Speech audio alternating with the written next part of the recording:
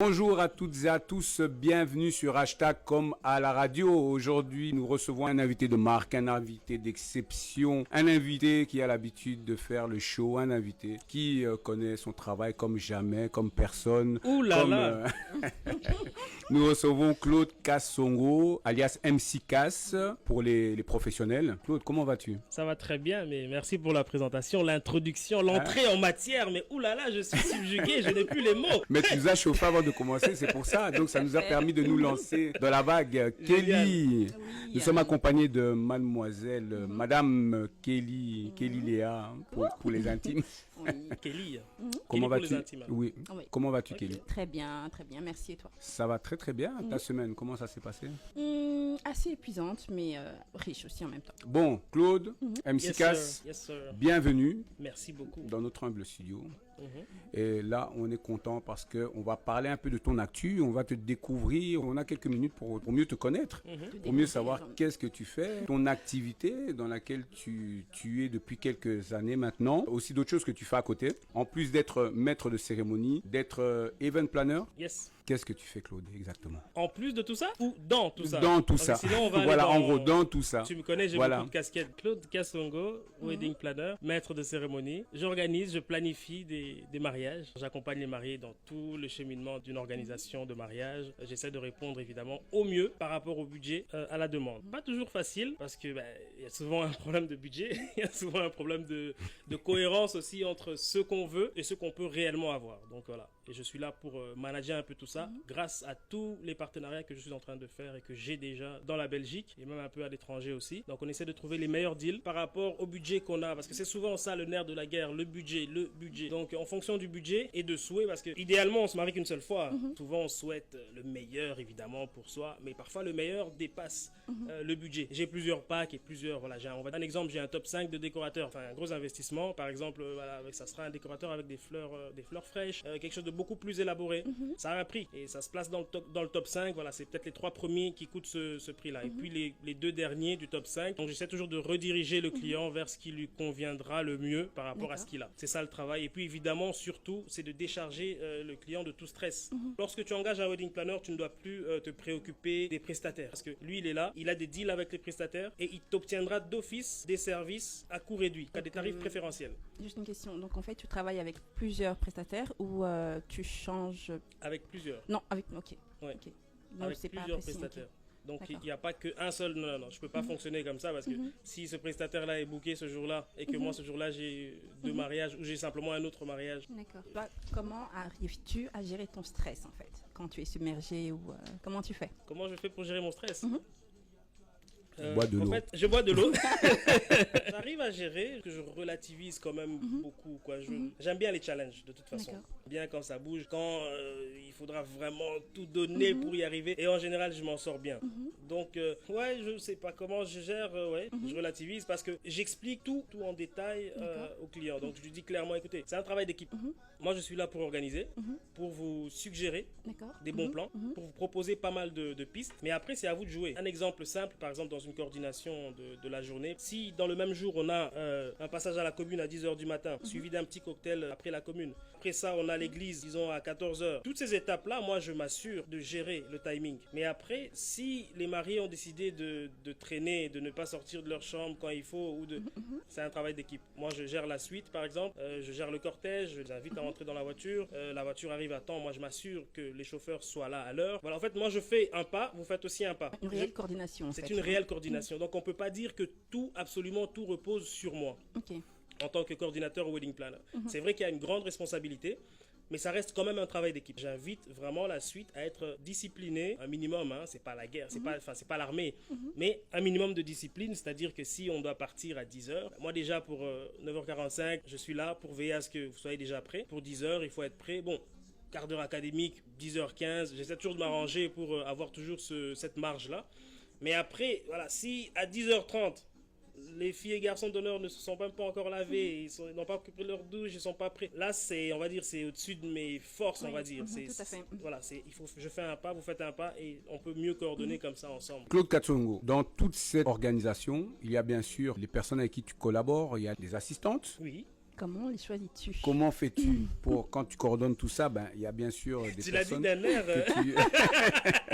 J'ai pas compris, hein. Voilà, il y a les assistantes maintenant qui sont présentes, ou alors à chaque fois, lorsqu'il y a un mariage qui s'organise, qui se fait, qui se prépare, tu choisis dans la famille des mariés ou des futurs mariés une personne qui va être là Ça, aussi c'est pour une chose assister que je ou ne fais pour... plus. Non. Ça fait 6 ans que je le fais maintenant. Je fais quand même pas mal de formations dans le domaine et je me forme toujours en continu. Je trouve que c'est très important pour professionnaliser davantage. Et ce que je déconseille vivement aux mariés, c'est d'impliquer la famille dans l'organisation d'un mariage. Ouais. Parce qu'il y a beaucoup trop d'histoires d'affect et autres et c'est pas approprié. Tout simplement, un individu comme moi, je viens, je suis pas de la famille, donc je peux facilement parler à l'oncle le plus charismatique ou le plus sévère de la famille. Tu peux être franc avec eux. Oui, impartial en fait. Je suis impartial, très respectueux, diplomate en fait, pragmatique. Donc je te dis, voilà, il y a la voiture, il faut partir. Tu vois, je te donne pas d'ordre. Enfin, tu peux même pas mal le prendre parce que moi c'est mon job. Voilà.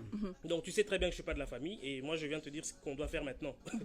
Je vais pas venir, attends, donc on peut... Non, bonjour monsieur, je suis le coordinateur, donc les voitures nous attendent, il faut qu'on parte maintenant. Et tu penses que c'est mieux comme ça? Je pense que c'est indispensable d'avoir un wedding planner, un coordinateur professionnel pour garantir la réussite de son événement. Parce que le gros souci qu'on a et qu'on rencontre souvent, c'est le retard. Mais si personne ne coordonne, c'est pour ça qu'on a des retards. Et on a des retards parce que la cousine qui a fait communication s'y connaît, la tante qui est manager du NH... Tout le monde s'y connaît en fait, oui, voilà. Moi, en soi, je n'ai pas de problème avec ça. Chacun se débrouille comme il veut. Il y a souvent toujours, comme je dis, des questions financières, des questions de budget. C'est pour ça qu'on préfère parfois se rabattre sur la famille. Mais l'idéal, c'est d'avoir une personne extérieure à la famille.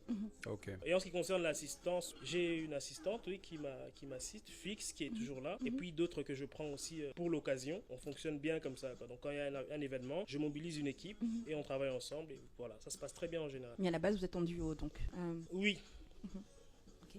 On est en duo, mais voilà, je sous-traite pas mal, quoi. Donc quand il y a une activité, j'ai toujours une équipe avec laquelle je travaille régulièrement. Et qu'est-ce qui est le plus contraignant en fait dans ton travail? Le plus contraignant, la question elle est ouverte, hein. Difficile, mais ça peut être avec les clients, ça peut être comme tu disais, le retard, ça peut être plusieurs choses en fait. Les clients difficiles, qui ne respectent rien, en retard, qui sont compliqués, qui font des fiers, qui se prennent de haut, qui viennent, voilà.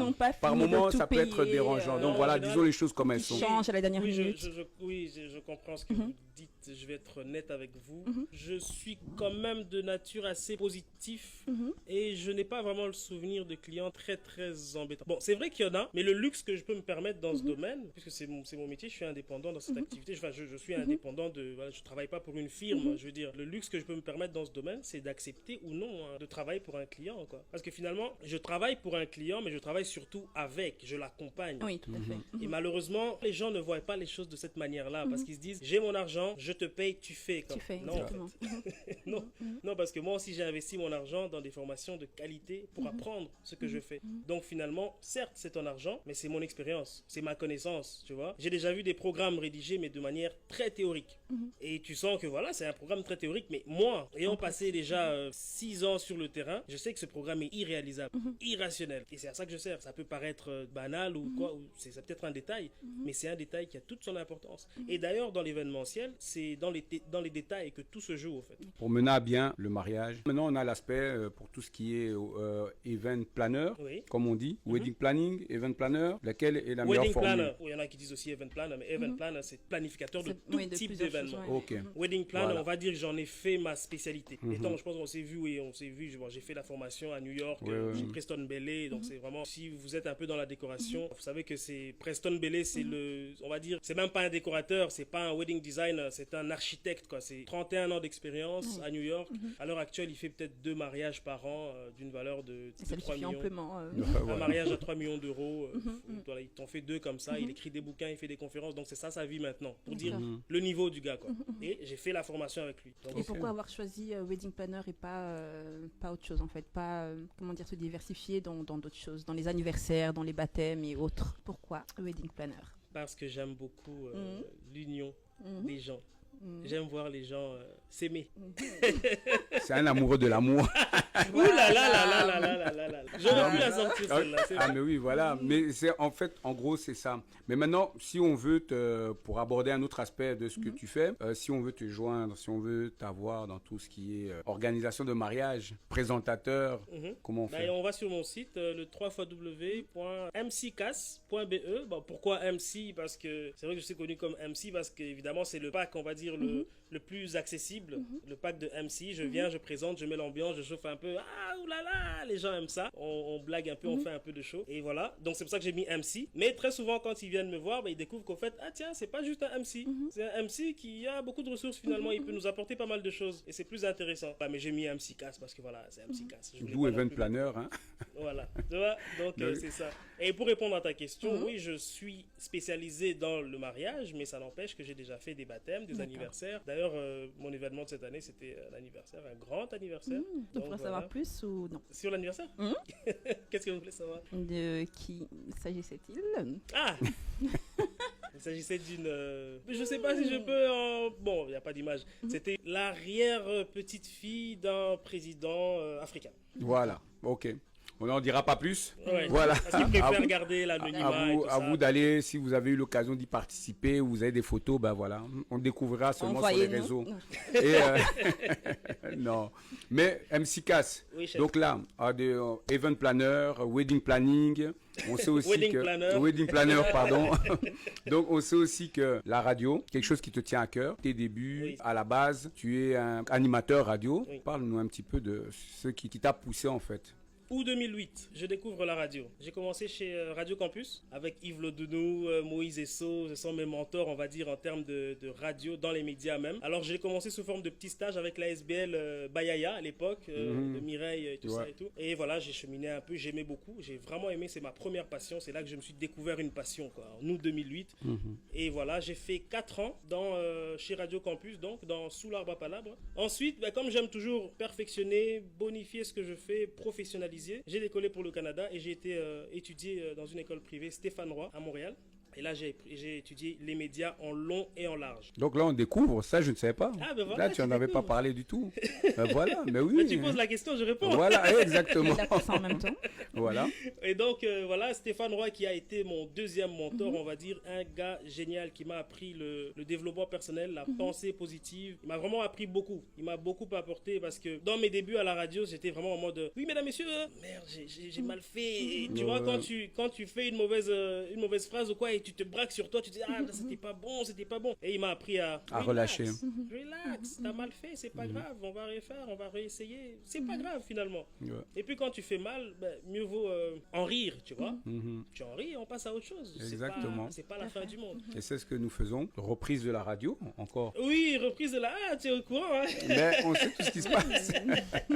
Ah, c'est pour ça ta question. Donc voilà, Radio Campus, Stéphane Roy, et là j'ai fait de la radio aussi, le FM 103.3 à Longueuil, à Montréal. Je reviens ici, Antioche Radio, une web radio, et puis j'ai fait Max FM à Hatt, une radio à Hatt, là, dans laquelle j'animais une émission qui s'appelait Génération Gospel.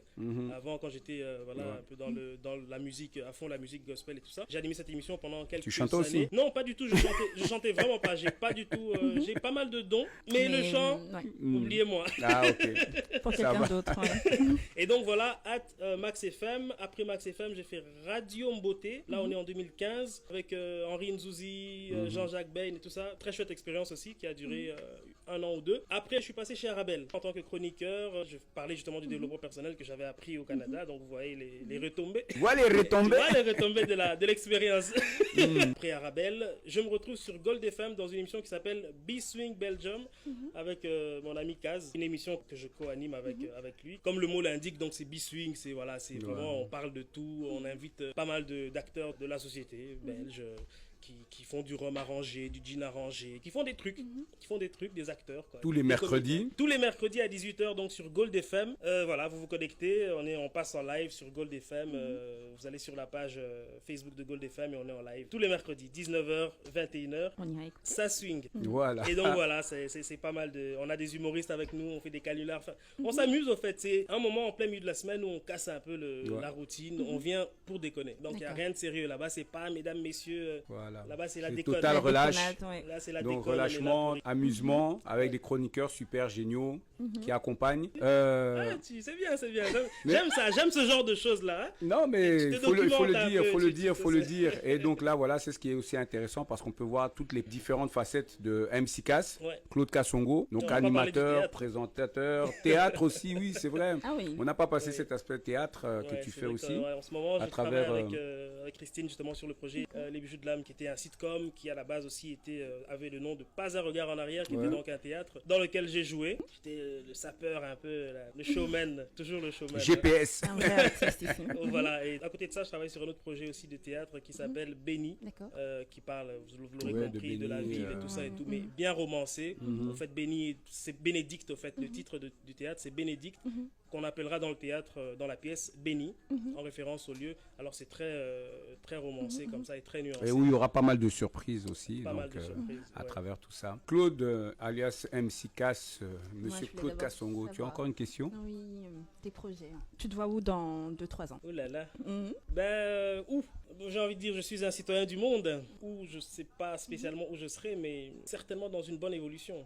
Il y a des collaborations en Afrique du Sud à l'heure actuelle, qu'on soit, voilà, je suis ici, je suis là-bas, je suis partout, je peux être partout.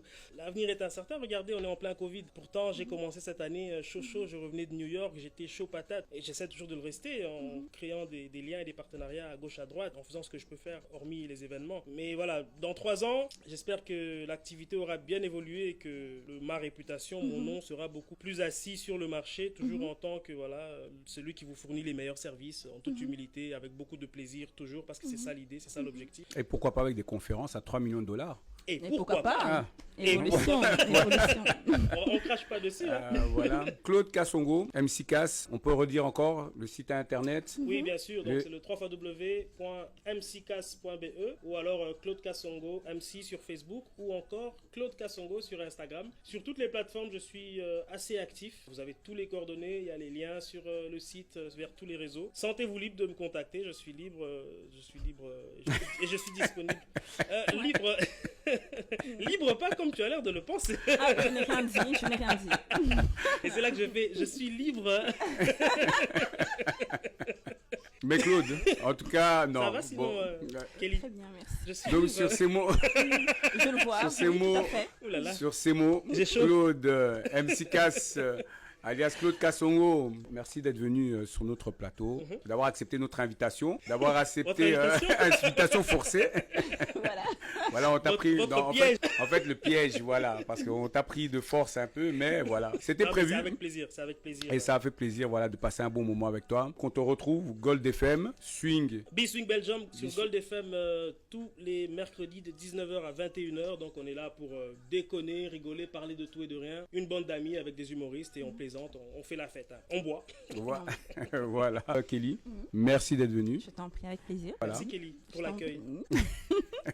Merci à toi d'être venu. Et à vous deux, ben, un grand merci. Et nous, on se retrouve sur, d'abord, suivez-les sur leurs différents réseaux. Et nous, on se retrouve sur hashtag comme à la radio, comme d'hab, chaque semaine. Ouh là là. Ah.